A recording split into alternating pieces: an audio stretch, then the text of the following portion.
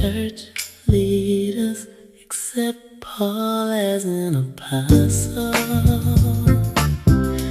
14 years later, I returned to Jerusalem, this time with Barnabas and Titus, my co-workers. God gave me a clear revelation to go and confer with the other apostles concerning the message of grace I was preaching to the Gentiles. I spoke privately with those who were viewed as senior leaders of the church, wanting to make certain that my labor and ministry for the Messiah had not been based on a false understanding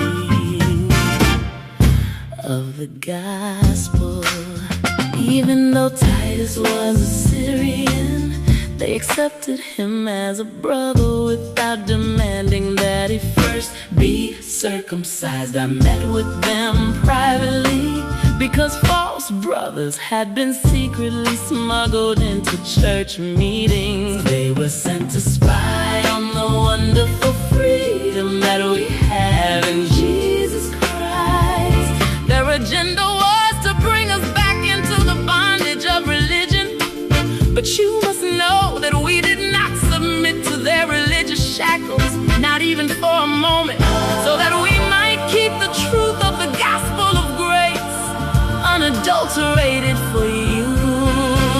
Even those most influential among the brothers were not able to add anything to my message. Who they are before men makes no difference to me, for God is not impressed by their reputations. So they recognized that I was entrusted with taking the gospel to the Gentiles, just as Peter was entrusted with taking it to the Jews.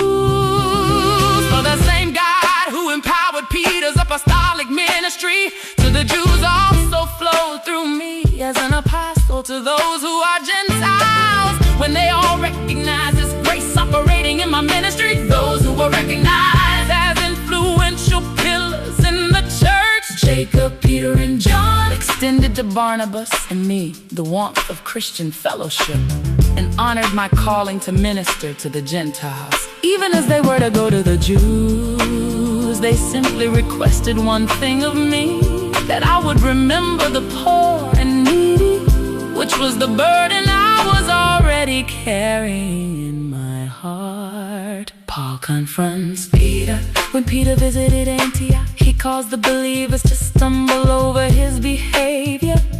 So I confronted him to his face. He enjoyed eating with the Gentile believers who didn't keep the Jewish customs up till the time Jacob's Jewish friends arrived from Jerusalem. When he saw them, he withdrew from his Gentile friends, fearing how it would look to them if he ate with Gentile believers. And so, because of Peter's hypocrisy, many other Jewish believers followed suit, refusing to eat with Gentile believers. Even Barnabas was led astray by their hypocritical behavior. So when I realized they were acting inconsistently with the revelation of the gospel, I confronted Peter in front of everyone. You were born a Jew, but you've chosen to disregard Jewish regulations and live like a Gentile. Why then do you force Gentiles to conform to these same rules? Jews and Gentiles are saved by faith, although we're Jews by birth and not Gentiles. Sinners, we know that no one receives God's perfect righteousness as a reward for keeping the law, but only by the faith of Jesus, the Messiah. His faithfulness has saved us, and we have received God's perfect righteousness. Now we know that God accepts no one by the keeping of religious laws. If we are those who desire to be righteous through our union with the Anointed One, does that mean our Messiah condones sin, even though we acknowledge that we are sinners? How absurd! But if I start over and reconstruct the old religious system that I have torn down with the message of grace, I would appear to be a lawbreaker.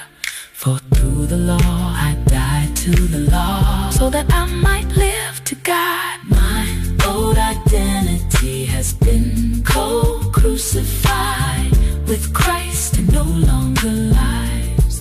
And now the essence of this new life is no longer mine, for the Anointed One lives His life through me. We live in